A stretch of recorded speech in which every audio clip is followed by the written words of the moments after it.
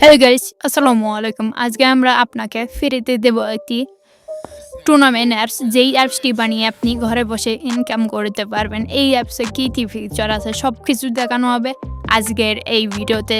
তো ভিডিও শুরু করার আগে আমাদের টেলিগ্রামের চ্যানেলে জয়েন হবেন। তো টেলিগ্রামের চ্যানেলটা ঘুরে আসবেন। আমাদের এই টুর্নামেন্টে কী কী থাকতেছে সব কিছু এই ভিডিওতে দেখানো হবে। তো চলো ভিডিও শুরু করা যাক।